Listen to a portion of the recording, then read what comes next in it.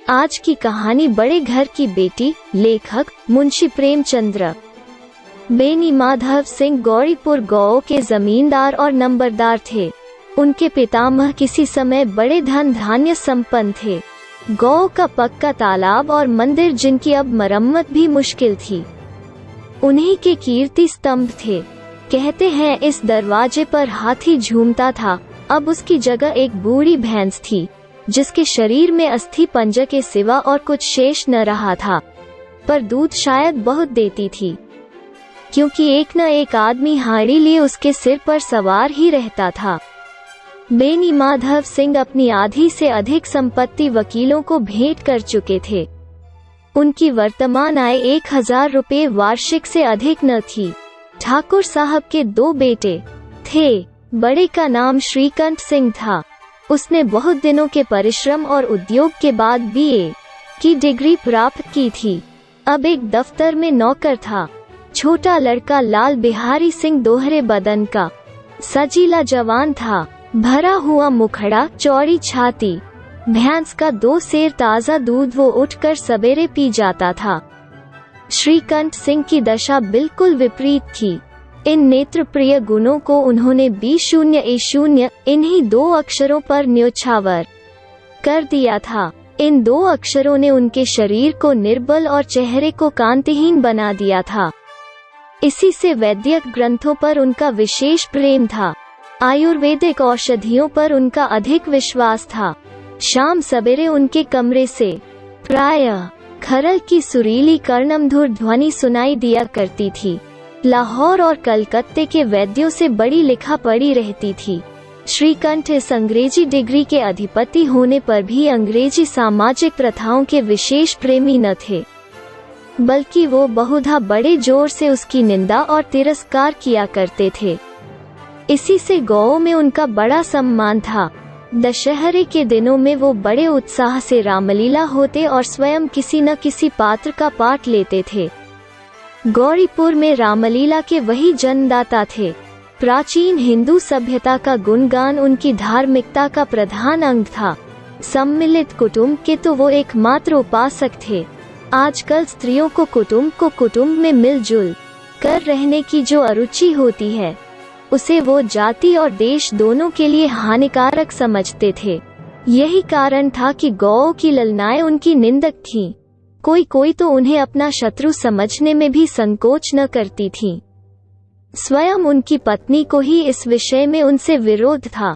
यह इसलिए नहीं कि उसे अपने सास ससुर, देवर या जेठ आदि घृणा थी, बल्कि उसका विचार था कि यदि बहुत कुछ सहने और तरह देने पर भी परिवार के साथ निर्वाह न हो सके, तो आए दिन की कलह से जीवन को नष्ट करने की अपेक्षा यही उत्तम है कि अपनी खिचड़ी अलग पकाई जाए।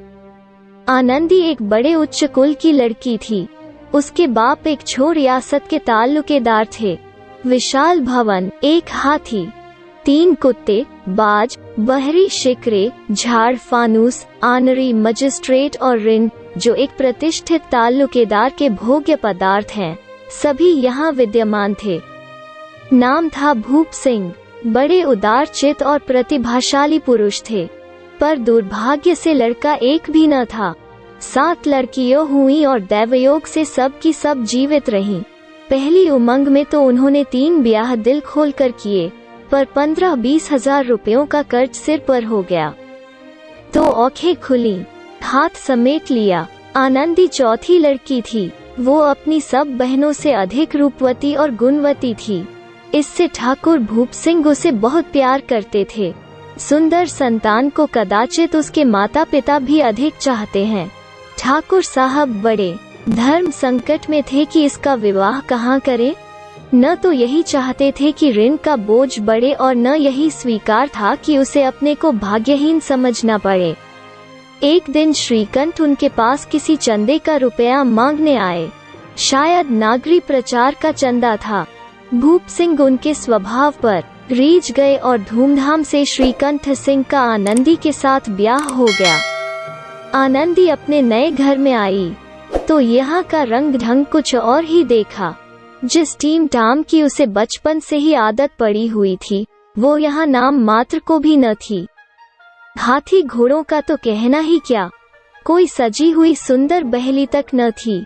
रेशमी स्लीपर साथ लाई थी, पर यहाँ बाग कहाँ। मकान में खिड़कियों तक न थी, न जमीन पर फर्श, न दीवार पर तस्वीरें। यह एक सीधा सादा देहाती गृहस्थी का मकान था, किंतु आनंदी ने थोड़े ही दिनों में अपने को इस नई अवस्था के ऐसा अनुकूल बना लिया, मानो उसने विलास के सामान कभी देखे ही न थे। एक दिन दोपहर के समय लाल बिहारी सिंह 2 चिड़िया लिए हुए आया और भावज से बोला, जल्दी से पका दो, मुझे भूख लगी है। आनंदी भोजन बनाकर उसकी राह देख रही थी। अब वो नया व्यंजन बनाने बैठी। हांडी में देखा तो घी पाव भर से अधिक न था। बड़े घर की बेटी, किफायत क्या जाने, उसने सब घी मांस में डाल दिया। लाल बिहारी खाने बैठा तो दाल में घी न था। बोला, दाल में घी क्यों नहीं छोड़ा? आनंदी ने कहा, घी सब मौस में पड़ गया। लाल बिहारी जोर से बोला, अभी परसों घी आया है, इतना जल्द उठ गया? आनंदी ने उत्तर दिया, आज तो कुल पाव भर रहा होगा, वो सब मैंने मांस में डाल दिया। जिस तरह सूखी लकड़ी जल्दी से जल उठती है, उसी तरह क्षुधा से बावला मनुष्य जरा जरा सी बात पर तिनक जाता है। लाल बिहारी को भावज की यह ढिठाई बहुत बुरी मालूम हुई।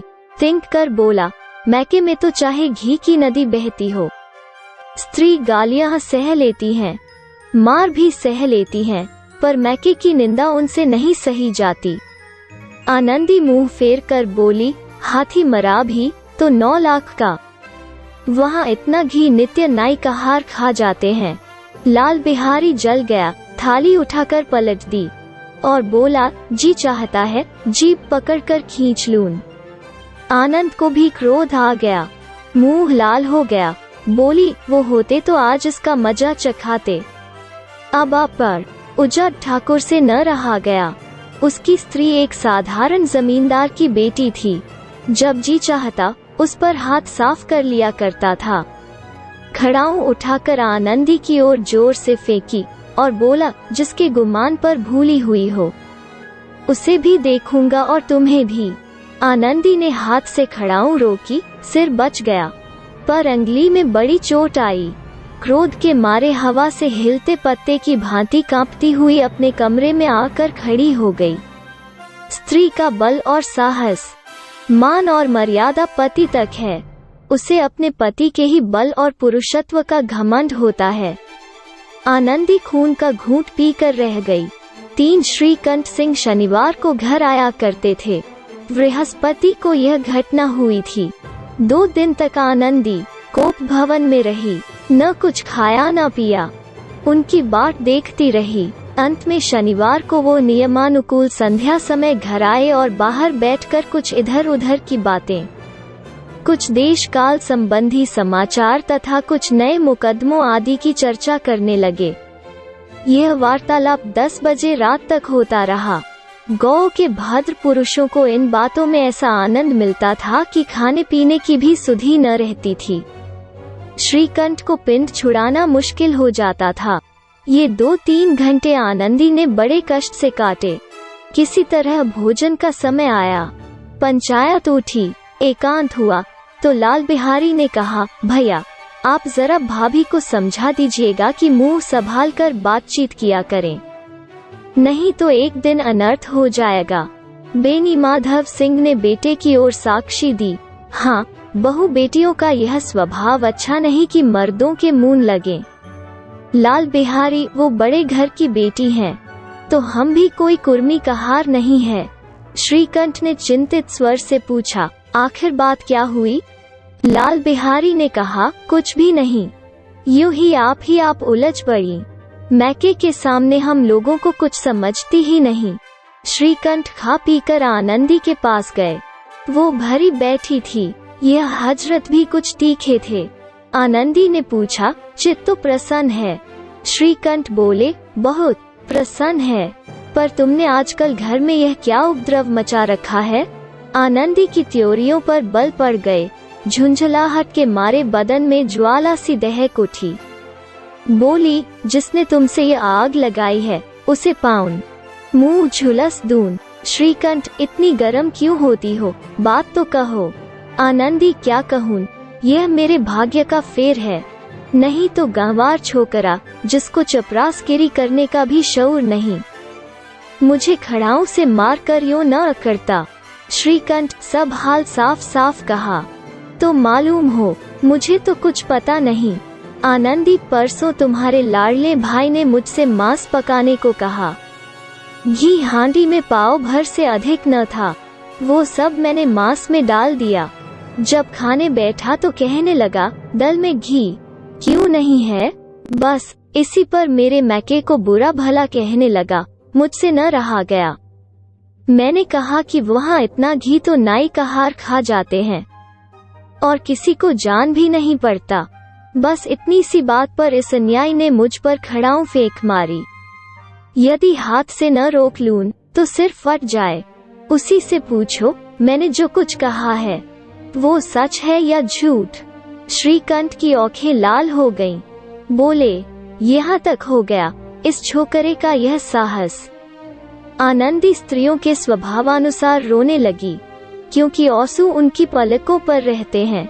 श्रीकंठ बड़े धैर्यवान और शांति पुरुष थे, उन्हें कदाचित ही कभी क्रोध आता था। स्त्रियों के आंसू पुरुष की क्रोधाग्नि भड़काने में तेल का काम देते हैं। रात भर करवटें बदलते रहे, उद्विग्नता के कारण पलक तक नहीं झपकी।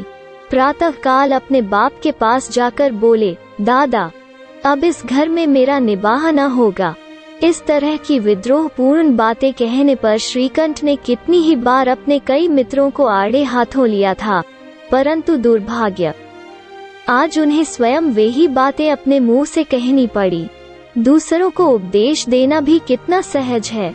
बेनी माधव सिंह घबरा उठे और बोले, क्यों? श्रीकंठ, इसलिए कि मुझे भी अपनी मान प्रतिष्ठा का कुछ विचार है।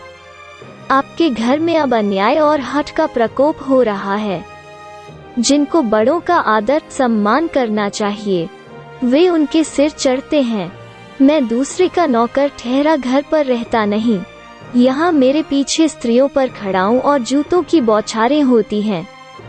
कड़ी बात तक चिंता नहीं, कोई एक की दो कह ले, वहाँ तक मैं सह सकता हूँ, किंतु यह कदापि नहीं हो सकता कि मेरे ऊपर लात घूंसे पड़े और मैं दम न मारूं।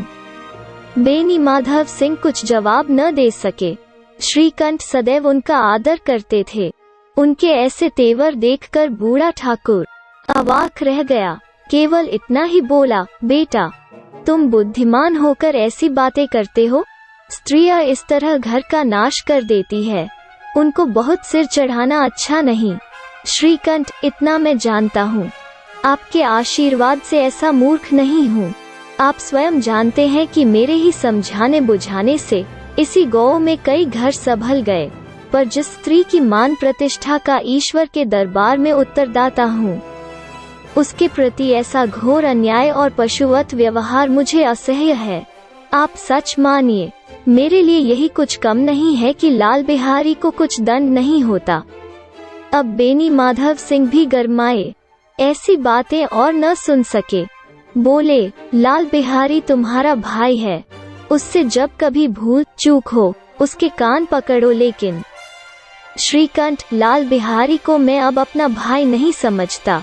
बेनी माधव सिंह स्त्री के पीछे? श्रीकंठ, जी नहीं, उसकी क्रूरता और अविवेक के कारण। दोनों कुछ देर चुप रहे। ठाकुर साहब लड़के का क्रोध शांत करना चाहते थे, लेकिन यह नहीं स्वीकार करना चाहते थे कि लाल बिहारी ने कोई अनुचित काम किया है। इसी बीच में गांव के और कई सज्जन हुक्के चिलम के बहाने वहां आ बैठे। कई स्त्रियों ने जब यह सुना कि श्रीकंठ पत्नी के पीछे पिता से लड़ने की तैयार हैं, तो उन्हें बड़ा हर्ष हुआ। दोनों पक्षों की मधुर वाणियां सुनने के लिए उनकी आत्माएं तिलमिलाने लगी। गांव में कुछ ऐसे कुटिल मनुष्य भी थे जो इस कुल की नीतिपूर्ण गति पर मन ही मन जलते थे। वे कहा करते थे, श्रीकंठ अपने बाप से दबता है, इसीलिए वो दब्बू है। उसने विद्या पढ़ी, इसलिए वो किताबों का कीड़ा है। बेनी माधव सिंह उसकी सलाह के बिना कोई काम नहीं करते, ये उनकी मूर्खता है। इन महानुभावों की शुभकामनाएं आज पूरी होती दिखाई दी। कोई हुक्का पीने के बहाने और कोई लगान की रसीद दिखाने आकर बैठ गया। बेनी माधव सिंह पुराने आदमी थे, इन भावों को ताड़ गए।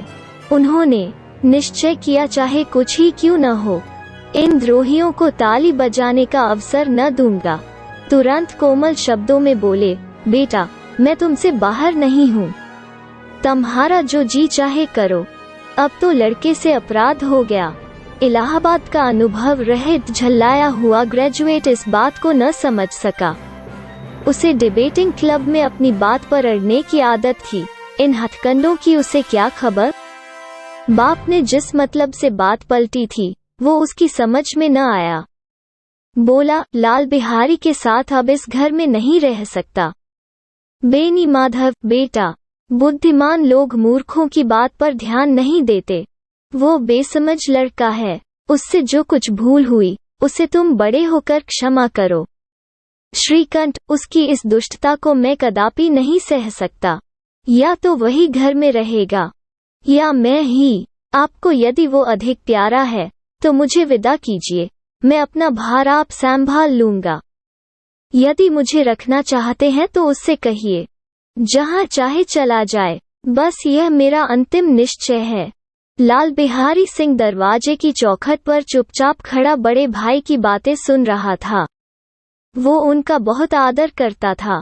उसे कभी इतना साहस न हुआ था कि श्रीकंठ के सामने चारपाई पर बैठ जाए, हुक्का पी ले या पान खा ले। बाप का भी वो इतना मान न करता था। श्रीकंठ का भी उस पर हार्दिक स्नेह था। अपने होश में उन्होंने कभी उसे घुड़का तक न था। जब वो इलाहाबाद से आते तो उसके लिए कोई न कोई वस्तु अवश्य लाते।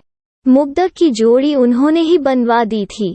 पिछले साल जब उसने अपने से ड्योड़े जवान को नाग पंचमी के दिन दंगल में पछाड़ दिया तो उन्होंने पुलकित होकर अखाड़े में ही जाकर उसे गले लगा लिया था। 5 रुपए के पैसे लुटाए थे। ऐसे भाई के मुंह से आज ऐसी हृदय विदारक बात सुनकर लाल बिहारी को बड़ी ग्लानि हुई। वो फूट फूट कर रोने लगा। इसमें संदेह नहीं कि अपने किए पर पछता रहा था। भाई के आने से एक दिन पहले से उसकी छाती धड़कती थी कि देखूं भैया क्या कहते हैं। मैं उनके सम्मुख कैसे जाऊंगा, उनसे कैसे बोलूंगा, मेरी आंखें उनके सामने कैसे उठेगी। उसने समझा था कि भैया मुझे बुलाकर समझा देंगे। इस आशा के विपरीत आज उसने उन्हें निर्दयता की मूर्ति बने हुए पाया। वो मूर्ख था, परंतु उसका मन कहता था कि भैया मेरे साथ अन्याय कर रहे हैं।